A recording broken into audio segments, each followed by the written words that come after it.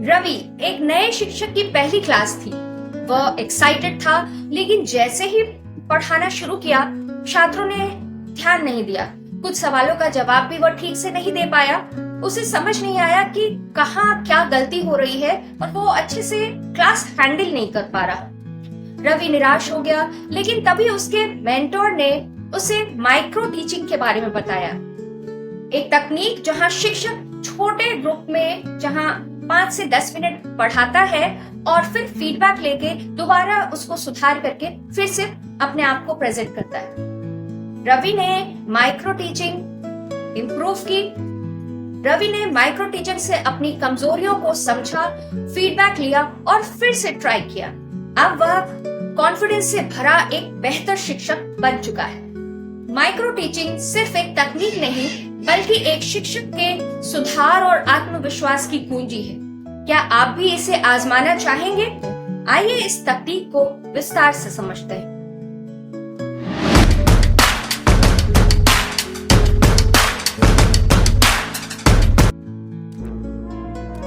नमस्कार दोस्तों, आज हम बात करेंगे माइक्रो टीचिंग यानी सूक्ष्म शिक्षण के बारे में, जो यूजीसी नेट पेपर 1 के टीचिंग एप्टीट्यूड सेक्शन का एक महत्वपूर्ण टॉपिक है। क्या आपने कभी सोचा है कि एक अच्छा शिक्षक बनने के लिए केवल विषय का ज्ञान ही काफी है? नहीं, एक शिक्षक को प्रभावी ढंग से पढ़ाने की कला भी आनी चाहिए। माइक्रो टीचिंग एक ऐसी तकनीक है जो शिक्षकों को उनकी शिक्षण कौशल सुधारने में मदद करती है। सूक्ष्म शिक्षण माइक्रो टीचिंग सबसे पहले 1963 में ड्वाइट एलन और उनकी टीम द्वारा स्टैनफोर्ड यूनिवर्सिटी में विकसित किया गया था। इसका मुख्य उद्देश्य था शिक्षण को छोटे छोटे भागों में विभाजित करके एक संरचित ढंग से प्रशिक्षित करना। माइक्रो टीचिंग की प्रक्रिया को समझना बहुत जरूरी है। इसमें एक प्रशिक्षु शिक्षक 6 से 10 मिनट की अवधि में एक छोटा पाठ पढ़ाता है। ये प्रक्रिया निम्नलिखित चरणों में होती है।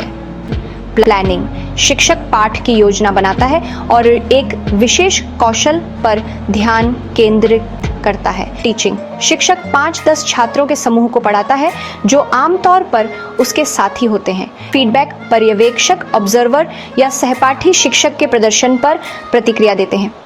री प्लानिंग, प्राप्त सुझावों के आधार पर पाठ योजना को संशोधित किया जाता है।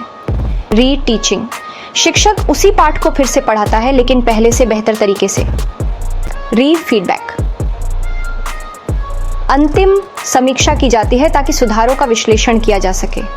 माइक्रो टीचिंग की कुछ प्रमुख विशेषताएं हैं। यह सीमित समय 5-10 मिनट के लिए किया जाता है। इसमें एक समय पर केवल एक शिक्षण कौशल पर ध्यान दिया जाता है। यह नियंत्रित कंट्रोल वातावरण में किया जाता है। इसमें फीडबैक आधारित सुधार का अवसर मिलता है। माइक्रो टीचिंग के कुछ लाभ भी हैं। यह शिक्षकों को आत्मविश्वास विकसित करने में मदद करता है। यह अच्छे शिक्षण कौशल विकसित करता है। शिक्षक अपनी कमियों को सुधार सकते हैं। यह एक प्रयोगात्मक एक्सपेरिमेंटल तरीका है जिससे शिक्षक व्यावहारिक रूप से सीखते हैं।